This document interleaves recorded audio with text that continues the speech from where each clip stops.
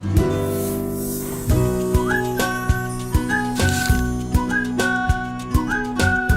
próxima parada do Inovar é um parto fora do eixo, é Cuiabá, no Mato Grosso, para falar de um assunto que interessa o Brasil inteiro, que está acompanhando o envelhecimento da população e o potencial da economia prateada.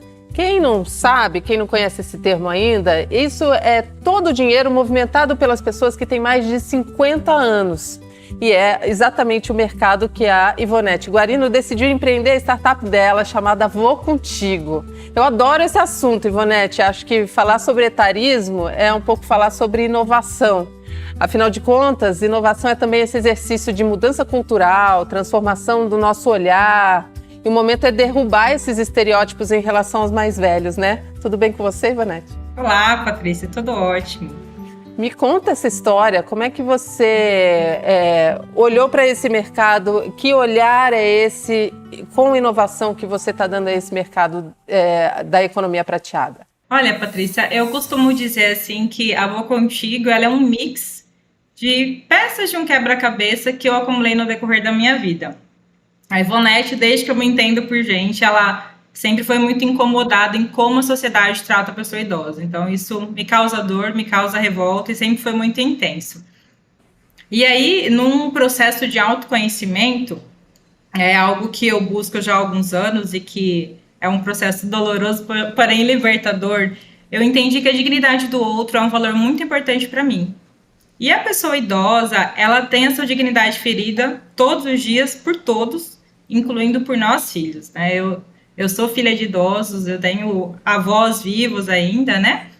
E esse, inclusive, foi uma terceira pecinha desse quebra-cabeça. Além do contexto familiar com pessoas idosas, eu vivi uma dor muito forte, muito intensa, que foi cuidar de um familiar com Alzheimer. Então, eu acompanhei todo o progresso da doença durante 10 anos. E aí, conforme a doença ia avançando, coisas necessárias, como ir no médico, na fisioterapia, às vezes simplesmente não acontecia porque não tinha tempo, né? Trabalhava o dia inteiro, aquela loucura. E no estágio final de vida desse familiar idoso, eu fui a principal cuidadora quando ela ficou em estado 100% vegetativo. Então, era uma dor intensa, muito desgastante emocionalmente também, né? E aí, no meio desse turbilhão, eu me questionava, né? Será que eu posso facilitar a vida de outras pessoas, outros familiares que, assim como eu, precisam ter que escolher entre trabalhar e cuidar do seu idoso, né? Era uma perguntinha que estava ali no ar. E aí, em 2019, eu senti um desejo imenso de empreender de forma diferente. Eu já empreendo desde o finalzinho de 2005, comecei com vendas diretas, vendendo cosméticos e fiquei nisso por quase 15 anos. E em 2019, o bichinho da inquietude picou a Ivonete de novo. Eu falei, eu preciso fazer uma coisa diferente, gente. O que é esse diferente, né? Eu estava procurando esse algo diferente. E aí uma amiga perguntou, você já pensou em fazer alguma coisa para idoso? Sei lá, transporte, acompanhar eles nos lugares, não sei. E ela fez essa pergunta. Eu falei, cara, nunca pensei, mesmo estando assim, altamente imersa no universo, né? Ali perdida na dor. E aí eu fui pesquisar o mercado. Outro dia, assim, eu fui dar um Google, ver o que tinha de serviço de opções para pessoa idosa, e aí eu constatei uma coisa que eu já sabia por experiência própria, que as pessoas, elas não pensam soluções para as pessoas idosas, né? Como se eles fossem invisíveis. E aí deixa ele ali num cantinho. E aí essa pergunta, Patrícia, é engraçado, né? Como a gente vai, de fato, acumulando a um processo. Essa pergunta foi feita numa quarta-feira, na quinta eu pesquisei, e na sexta de manhã Vou Contigo nasceu. Rascunhei num papelzinho ali, fui pro Sebrae e falei, olha, eu tô com essa ideia de negócio aqui, o que eu faço com isso, né? E aí começou a jornada da Vou Contigo. Aí você falou que já empreende desde 2005, e aí vendendo produtos cosméticos e tal, quer dizer, provavelmente empreendendo com comércio ou com alguma coisa da economia real. Virou startupeira em 2019, né? O que você teve que fazer para fazer esse shift, essa virada? Cara, eu me envolvi com o ecossistema o quanto eu pude. Então, assim, quando eu fui para o Sebrae, na faculdade eu já tinha tido contato com o Sebrae, né? Então, era o lugar que eu achava que eu podia procurar para ter no mínimo orientação de que rumo seguir. E é muito legal. O Sebrae no Brasil inteiro atende, eu acho que é sempre a primeira porta a se bater realmente, independentemente do que você vai fazer. Exato. E fui muito bem recebida, inclusive, né? E aí eu lembro que me colocaram em contato ali de cara já com o gestor de startups. Ele, você tem que estar nos eventos, você precisa ser visto, você precisa estar nos eventos. Falei, tá bom. Qual que é o próximo evento? Aí o próximo evento era o Case. Ele, você quer ir? Aqui em São Paulo? Quero. Isso, eu falei, quero, como que é esse negócio aí? Ele, eu vou passar você para fulana de tal. E aí, meu primeiro evento de startups foi o Case. O Case é da B Startups, né? Isso, exatamente, né? É a conferência anual de startups e empreendedorismo, né? Aí depois que eu fui saber que era só o maior evento da América Latina, né? E eu caí lá de paraquedas. E é um mergulho, assim, para quem está fora do mercado, você já é o tipo de evento que você entra e já sai de lá com a cabeça meio confusa. Aí, quem está de fora, chega lá de paraquedas de repente, deve ter sido interessante a sua experiência como primeiro evento. Foi meio desesperador, assim, né? As pessoas, o que você veio fazer aqui? Eu não sabia falar, na idade a ideia tinha acabado de surgir, as pessoas muito convictas, assim, que eu fiz aquelas imersões que eles visitam empresas de inovação e tudo mais, né? E aí o pessoal, o que você faz? Eu não sabia falar. Então, cada pessoa que eu tentava falar, eu melhorava um pouquinho. E o que é Vou Contigo realmente? Porque eu já sei que é uma empresa de transporte para idoso, mas o que vocês fazem, oferecem de diferencial em relação a outras empresas de transporte? Nós entregamos para a pessoa idosa, Patrícia, um transporte seguro, humanizado e efetivo, do jeitinho que eles precisam, né? Então, toda a jornada dessa pessoa, ela é pensada para ela, desde a forma como a gente é acionado, até a despedida calorosa lá no destino final, né? Então, essa pessoa hoje, ela nos aciona ou por ligação ou pelo WhatsApp. Ela pode mandar áudio, a gente escuta áudio. Quando manda o áudio, inclusive, eu gosto, porque é um sinal de que sentiu porta aberta, né? A gente não manda áudio para qualquer pessoa, né? Então, quando a pessoa, posso mandar um áudio? Eu já mando áudio e falo, beleza, já se sentiu acolhido. E aí, a gente leva essa pessoa idosa nos mais diversos locais. Então, a gente vai desde uma consulta médica a um passeio no shopping. A gente acompanha esse processo também. Então, se ela quiser, ela pode contratar um concierge. E para aqueles idosos que têm rotina de, por exemplo, faz fisioterapia, faz hemodiálise, faz uma academia da vida, a gente tem um serviço específico para isso, que se chama pacote mensal. E aí, no pacote mensal, você nos contrata uma vez no mês. Você faz um pagamento único, a gente gerencia a agenda, é sempre um mesmo motorista. A gente faz ali, tem um valor diferenciado para quem contrata no pacote mensal, né? E ali, quando a gente decide que vai ser a mesma pessoa que vai atender uma pessoa idosa, a gente está quebrando um problema, por assim dizer, que para a pessoa idosa é uma desconstrução muito grande a gente entrar no carro de um estranho, né? Imagina, eu cresci ouvindo não fale com estranho. E aí, de repente, a gente entra no carro do estranho e vai com ele, sabe só Deus para onde, né? Então, é uma quebra de paradigma muito grande. Então, para causar mais conforto, para deixar ele mais à vontade, a gente manda sempre o mesmo motorista.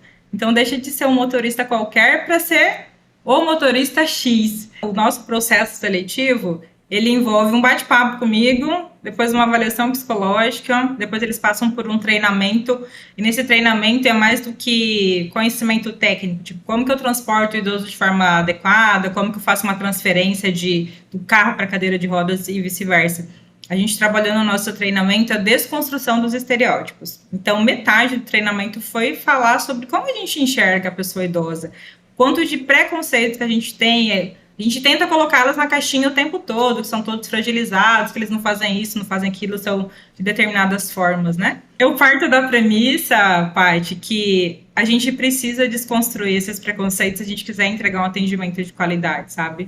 Não tem como eu atender bem a pessoa idosa se eu já chego lá na porta da casa dela já com um monte de conceitos que não correspondem à realidade, né? E, assim, é um dilema muito grande, na verdade, escalar propósito, como se diz, né? Como vocês dizem muito bem.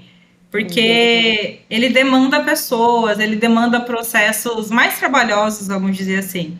Então, aqui a Vou Contigo, ela ainda é um negócio local. As nossas tecnologias ainda são muito simplificadas, né? A gente está desenvolvendo um aplicativo, eu penso numa plataforma também, porque eu quero atender empresas também. Mas eu acredito que eu não posso comprometer a qualidade da minha entrega por uma questão de crescer rápido. Então, assim, quando eu estava procurando um negócio, minha premissa básica era um negócio que fosse sustentável no decorrer do tempo, mas que eu pudesse viver os meus valores pessoais, sabe?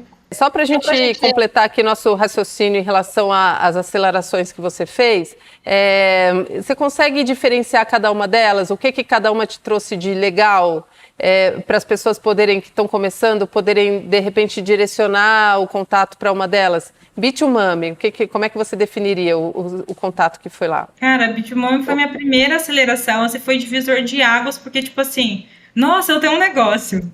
Meu negócio é interessante. Alguém além de mim, alguém que entende de negócio, achou interessante, né? Então, tem esse valor emocional aí para o empreendedor que, tipo, eu estou construindo algo de fato legal. E lá tem uma rede de apoio muito grande, né? Então, o acolhimento é muito intenso, assim. Me senti abraçada pela Bitmom desde a primeira vez que eu tive contato com eles, né? Eu acho que isso faz diferença. Eu acho que elas têm uma postura de mãe mesmo, né? De acolher, assim, quem está chegando, como se fossem crianças crescendo, mas trazendo dando valor a tudo que o novo empreendedor, a nova empreendedora está apresentando, né? Isso é muito legal. Exatamente. O Startup foi uma aceleração local.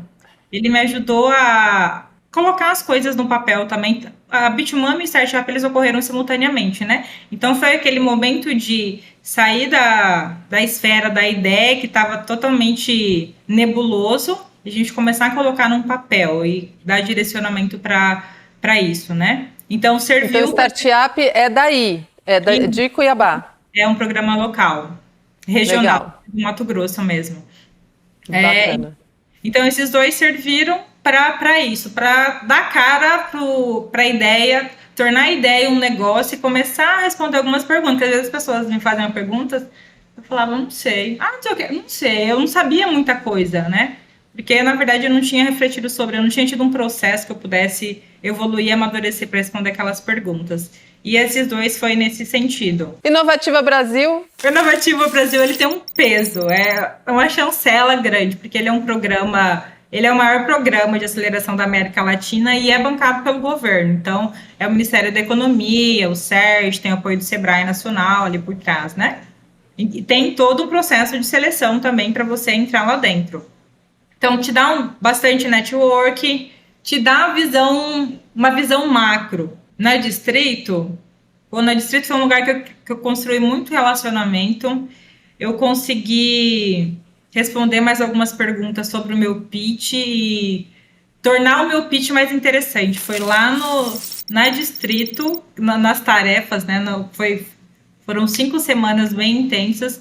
Eu consegui criar um storytelling do meu pitch. Para mim, isso foi uma coisa maravilhosa, né? Eu entrei com o pitch aí totalmente transformado. Mesmo? Que tipo de toque eles te deram? É porque a gente foi fazendo um pedacinho, tipo, qual que é o seu produto? E a gente foi construindo o pitch pedacinho por pedacinho, né? E aí tinha um fio condutor, por assim dizer, e falaram muito sobre como que eu coloco dentro do pitch elementos da minha história, elementos reais que vão conectar com a outra pessoa, mas sem chorar, por exemplo. No comecinho eu ia falar contigo, eu chorava.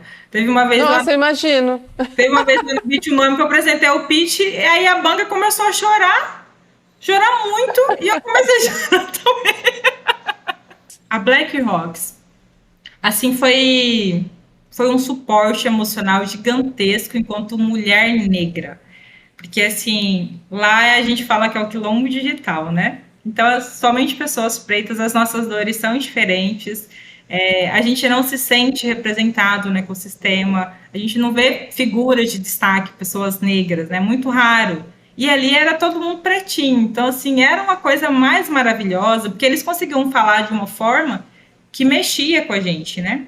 Então, eu acho que o grande diferencial, assim, o grande peso da BlackRocks para mim foi na minha construção enquanto empreendedora, mulher e negra.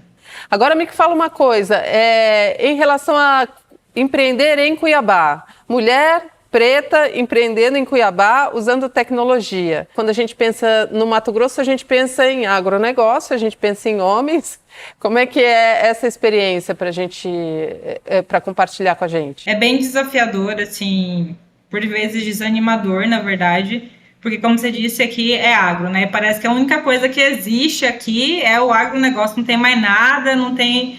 Se resume a isso, né? Às vezes eu falo pro pessoal, tá, gente, pelo amor de Deus, agro de novo, não. Porque eu faço parte de uma comunidade local aqui, né? Eu falo, chega desse negócio, não tem só. Aqui tem outras coisas, tem potencial para outras coisas que a gente não está explorando, né? Então, assim, como chama a comunidade local de empreendedorismo? É de Goreche. O que significa? É uma expressão cuiabana, tipo assim, que é bom demais, algo muito bom, sabe? É uma expressão local que a gente colocou na comunidade. Aí nosso lema é comunidade mais quente do Brasil. Ah, com certeza. Rapaz, eu já estive no Cuiabá e falei, meu Deus do céu, onde é que apaga o fogo daqui? Nossa Senhora. Ivonete, super obrigada, adorei conhecer você, conhecer o Vou Contigo e entender um pouco do ecossistema aí do Mato Grosso. É muito importante a gente conhecer o Brasil mais de perto, sabe? Entender o que está acontecendo em cada lugar e as possibilidades. E longevidade realmente é um assunto que não é local, né? É um assunto para o Brasil inteiro e, bom, é uma questão para o mundo todo. Como diz o Alexandre Kalash, que é um papa da longevidade, né? Ele fala assim, envelhecer é bom, morrer cedo é que não presta. Então é isso aí, a gente tem mais que ter gente como você empreendendo na área para aproveitar desse potencial da economia prateada. Obrigada, viu, pelo seu tempo. Imagina, é o que eu falo pro pessoal, eu falo, gente, se tudo der certo, a gente vai ser o velhinho de amanhã. Então, a gente fazer a manutenção do etarismo, no final do dia, é um tiro no próprio pé, porque essa estrutura que a gente mantém, que a gente constrói hoje, amanhã inevitavelmente vai se voltar contra nós, né? Então, olhar para o envelhecimento como um processo, pelo menos para mim foi assim, entender que é um processo, não é tipo um evento.